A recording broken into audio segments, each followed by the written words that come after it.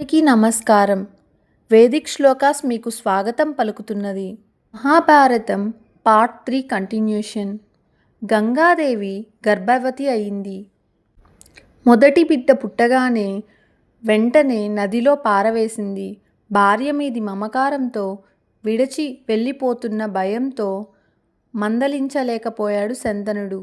ఈ విధంగా ఒక్కసారి కాదు, 2, 3, 4, 5, 6, 7 మందిని కని నదిలో పారవేసింది గంగాదేవి.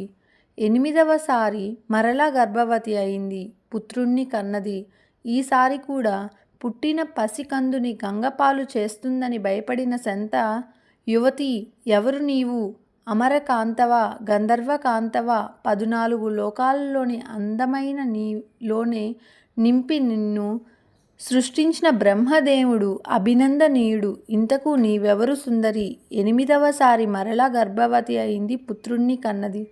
ఈసారి కూడా పుట్టిన పసికందుని గంగపాలు చేస్తుందని భయపడిన శంతనుడు, మూర్ఖురాలా, ఎవరు నీవు? మనిషివా, రాక్షసివా? కన్నబిడ్డను చూచుకొని పశువులు కూడా ఆనందపడతాయి కదా.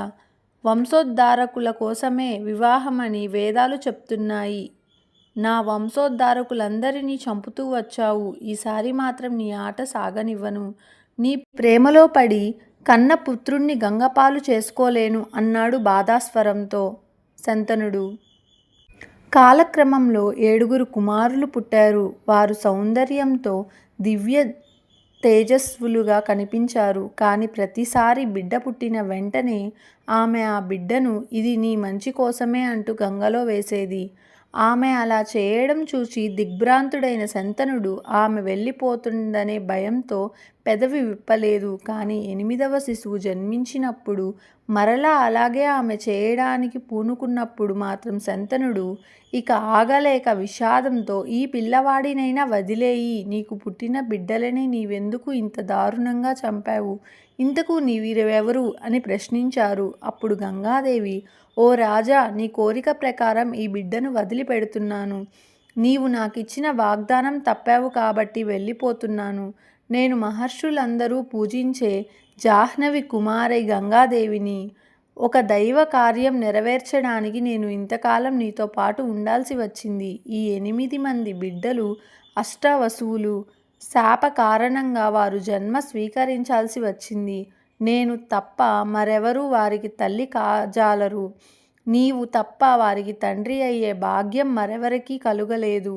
వారికి తండ్రి కావడంతో నీవు అనంతమైన పుణ్యాన్ని ఆర్జించావు అన్నది.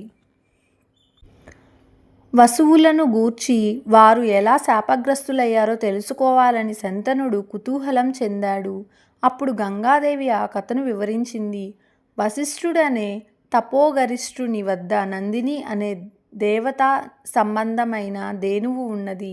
ఒకరోజు అష్టవసువులు తమ భార్యలతో సహా పృథును తమ నాయకునిగా ఎన్నుకొని వశిష్ఠుని ఆశ్రమానికి వచ్చారు. వారిలో ప్రభాసుడు అనే పసుపు నందిని చూచి పరవశించిపోయాడు.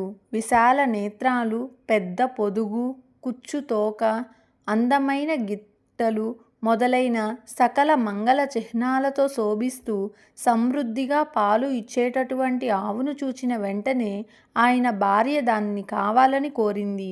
తన భార్యను సంతోషపెట్టడానికి ప్రభాసుడు తన సోదరుల సహాయంతో నందినిని అపహరించాడు. ఆ సమయంలో నందిని ఆశ్రమంలో లేని విషయం వశిష్ఠుడు తెలుసుకున్నాడు. పశువులు నందినిని అపహరించారని తన యోగశక్తితో గ్రహించి కోపోద్రిక్తుడై వారిని భూలోకంలో మనుష్యులా జన్మించాలని శాపించాడు. ఈ శాపాన్ని విన్న వసువులు భయకంపితులై తమను క్షమించమని ఆయనను వేడుకున్నారు. అప్పుడు ఆయన కరుణించి, నా శాపం అమోఘమైనది, అనుభవించి తీరాల్సిందే. మీలో 7 మాత్రం మానవులుగా జన్మించిన వెంటనే శాపముక్తులు అవుతారు. కానీ ప్రభాసుడు మాత్రం తన పాపకృత్యం వల్ల భూలోకంలో చాలా కాలం ఉంటాడు. ఇతడు ధర్మాత్ముడిగా, ఆదర్శవంతుడిగా, శాస్త్ర పరిజ్ఞానంతో మేటి అయి అందరిచేత గౌరవించబడి కీర్తింపబడతాడు అన్నాడు. తర్వాత వసువులు నా వద్దకు వచ్చి నేను వారికి తల్లిగా కావాలని, పుట్టిన వెంటనే గంగలో పారవేసి శాప విముక్తులను చేయాలని నన్ను వరం కోరారు. అందువల్ల నేను అలా చేశాను. కానీ వశిష్ఠుని శాపానుసారం అష్టమ వసువు అయిన ప్రభాసుడు చాలా కాలం భూలోకంలో గడపాలి. అందువల్ల ఈ బిడ్డను నేనే పెంచి పెద్దవాణ్ణి చేసి నీకు కానుకగా ఇస్తాను. ఇతడు గంగాదత్తుడు, గంగేయుడు అని పిలువబడతాడు. ఇలా శంతనునితో చెప్పి గంగాదేవి బిడ్డతో సహా అంతర్ధానమైపోయింది. భగ్న హృదయంతో శంతనుడు రాజధానికి తిరిగి వచ్చాడు. అలా బాధతో తిరిగి వచ్చిన శంతనుని కథను వినాలనుకుంటే మన ఛానల్ను సబ్స్క్రైబ్ చేసుకోండి కదా.